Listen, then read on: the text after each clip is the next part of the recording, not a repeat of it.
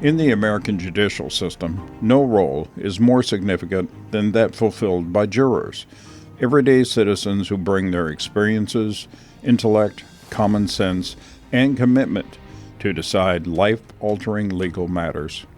You, the juror, make the difference, and we welcome you to your important work.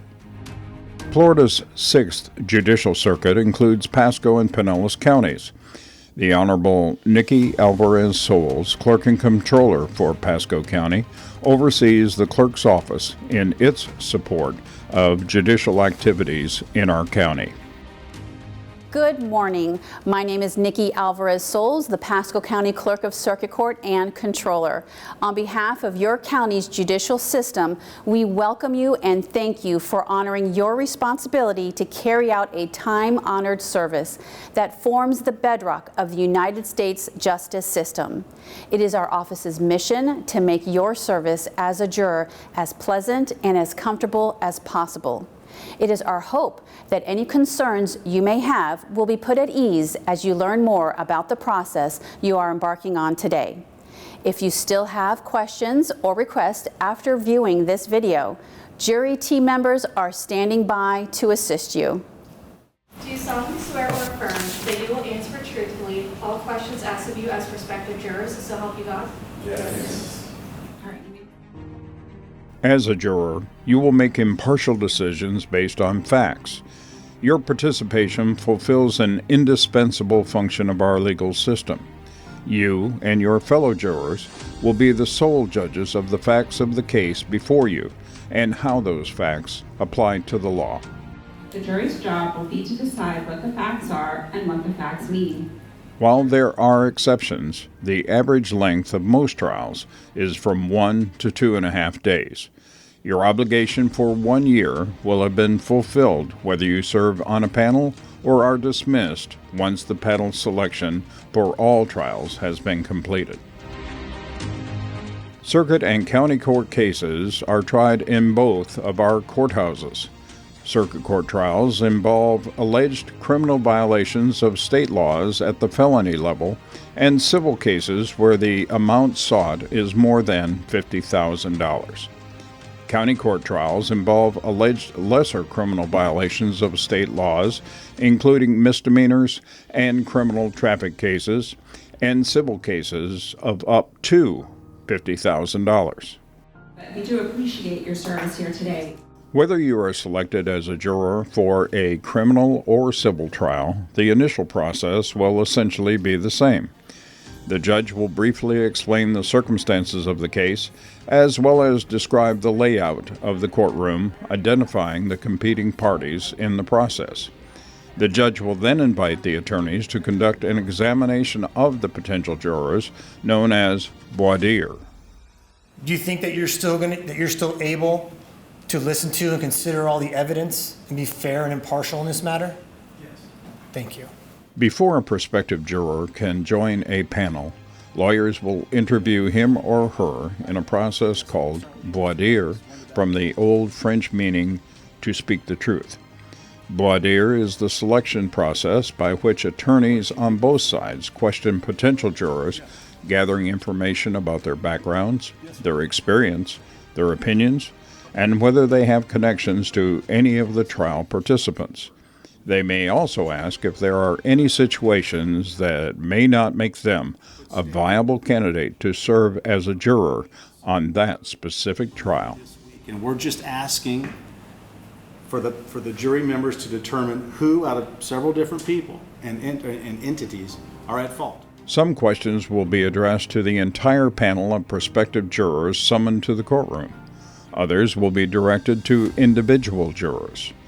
Voir dire is intended to produce a jury each side believes will hear testimony and weigh evidence without prejudice.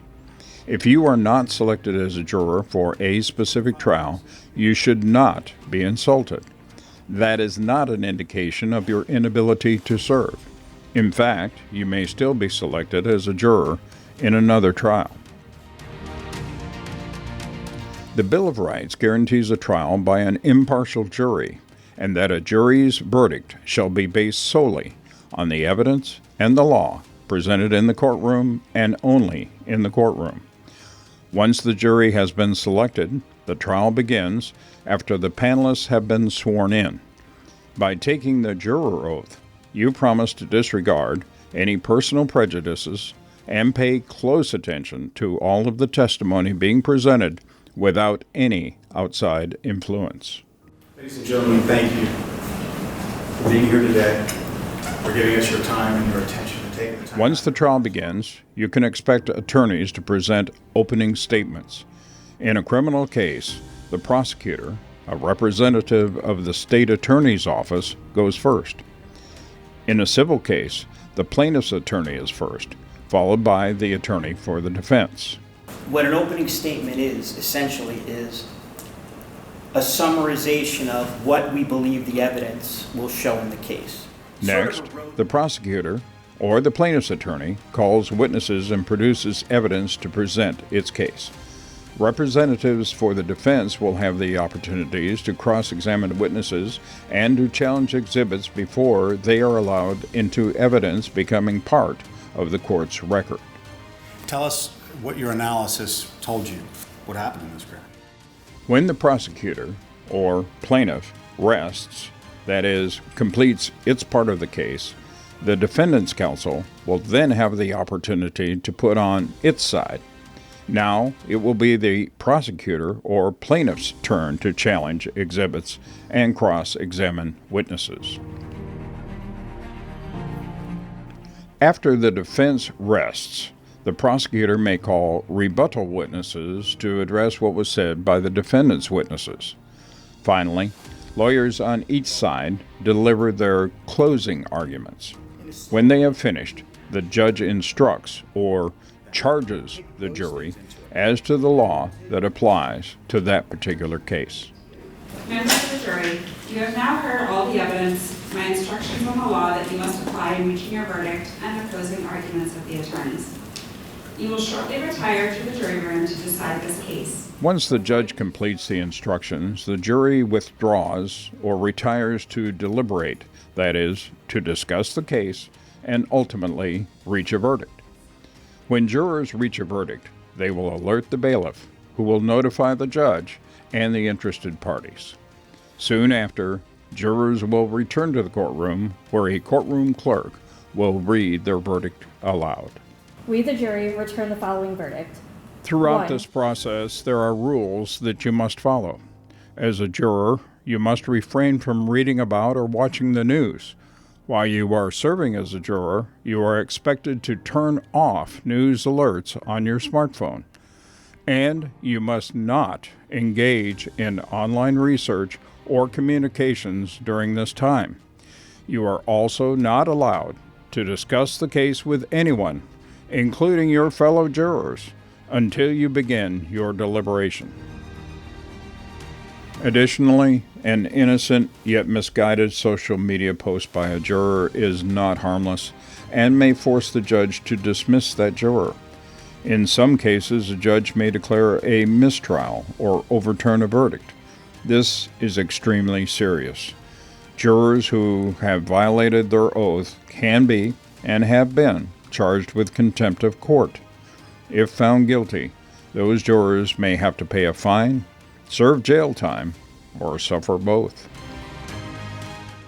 The judge may allow you to keep your smart devices for your convenience. At no time, however, is it permissible to use your mobile phone to capture video, audio, or still images of the proceedings. No juror will be allowed to keep their phone in their possession during the deliberation period. Again, it is extremely important to turn off news alerts on your smart devices. We get asked a variety of questions from potential jurors. We're going to go ahead and answer some of the most frequently asked questions. First, how was I selected to be here?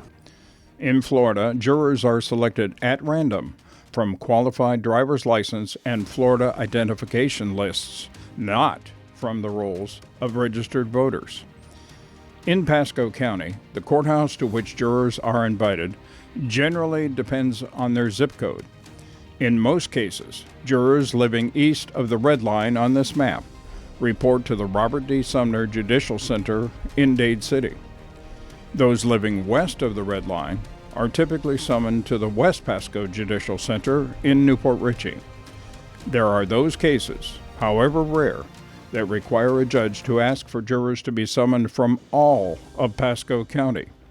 These special circumstances include, but are not limited to, capital murder and eminent domain cases. Good morning. Do you have your summons with you? So, what if you are unable to serve?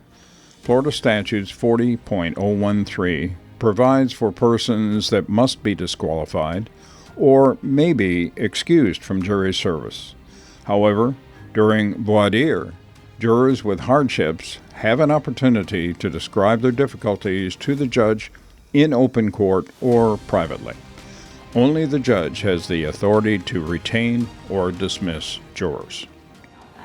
You have a medical appointment that can't be rescheduled, something that, I have a surgery coming up, I have something that is really important. Rest assured, you are in our care. While you are a juror, it is our privilege to make your experience as pleasant, comfortable, and convenient as reasonably possible. It is the honor of our juror team to assist you with any questions or requests you may have. We hope this video helped answer any questions you had before entering the jury assembly room today. Thank you again for your time, intellect, and energy as you perform one of the most important roles of the American judicial system. Remember, you, the juror, make the difference.